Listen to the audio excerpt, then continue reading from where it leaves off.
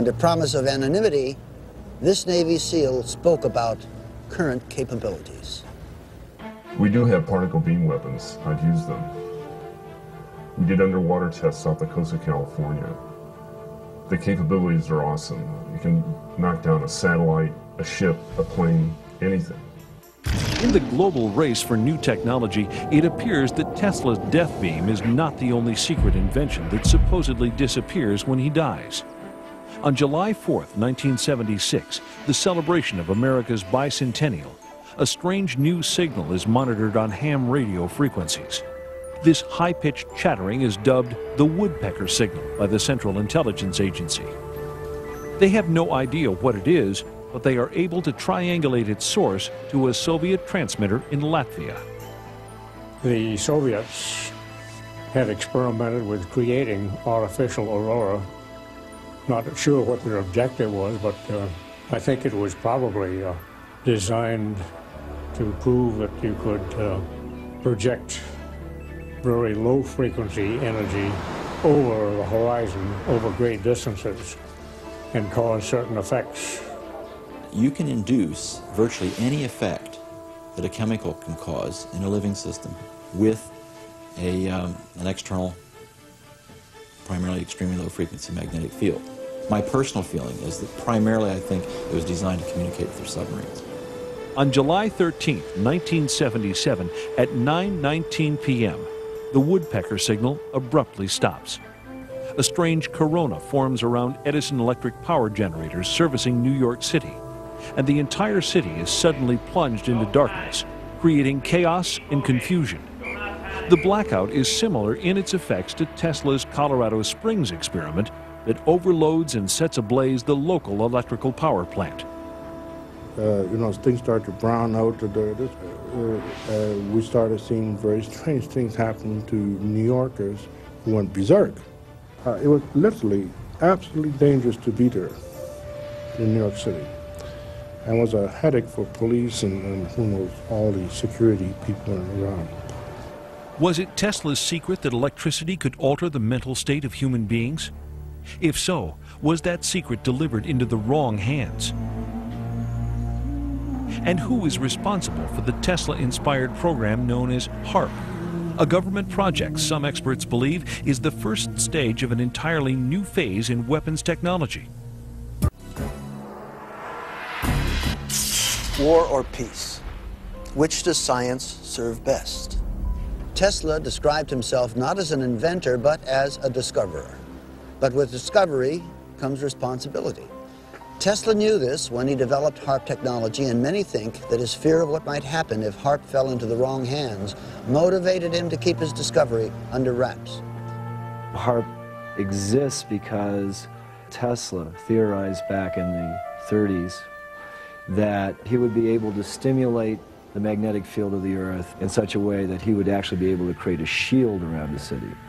HARP is basically a design experiment in terms of atmospheric physics where a large array of antennas, it's not just one antenna, it's a very large array, it covers several acres, are broadcasting into the ionosphere of the planet a very, very complex series of waveforms. And these waveforms are designed to specifically couple in with the ionosphere, which is a resonant cavity. This concept involves heating up the ionosphere in a manner similar to a giant microwave oven. That a small input, like a pulse of a certain number of watts in, can create a large output, because whether accidentally or intentionally, it's possible to tap into this sea of energy around us. It surrounds us and goes through our bodies and is everywhere throughout space. HARP's original designer conceives it as a shield for missile defense that can fry the circuitry of incoming bombs. HARP was designed for a number of applications. It really was not set up as a weapon. If you read the patents, I was thinking of ways to use it defensively.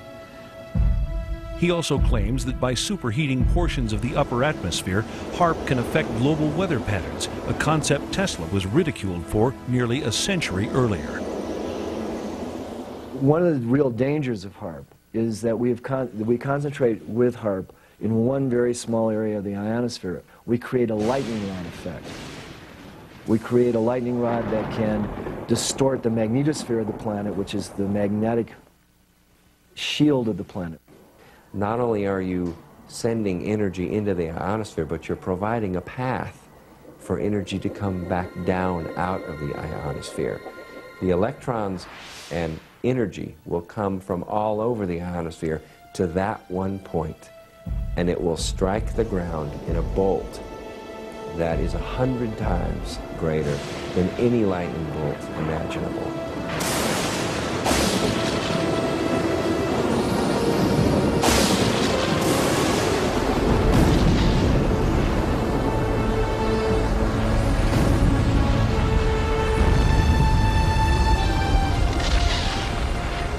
Kind of like 3 or 4 Mount St. Helens volcanoes going off each second.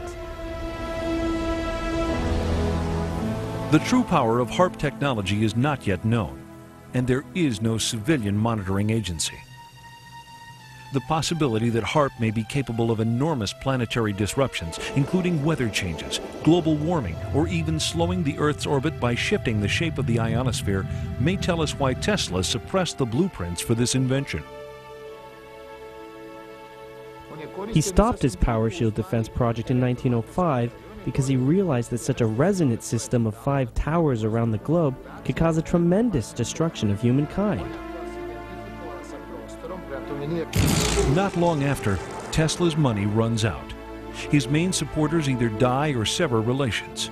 As his anonymity increases, he continues with even more esoteric research.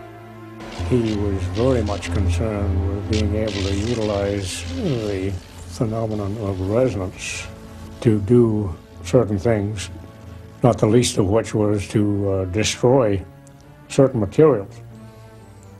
And that was evidenced later on by that experiment he did on Wall Street, where a new building, steel building, was going up, and he tried out one of his resonators, nothing more than a mechanical vibrator. It was battery operated, and set up a resonance in the steel beams to the point where it kept building up, like pushing a kid on a swing, you know. Keep pushing, a little push will take it a lot further every time. And he almost brought the building down, scared the people who were working on it. They thought they were having an earthquake. And they went down and called the police and everything else. Tesla got a little bit scared and picked up his equipment, put it in his pocket, and went home. He had one other unfortunate incident, which today we would laugh at, but was very serious at the time. He picked up radio signals from space. You know, we know today, of course, that planets radiate RF noise and so forth.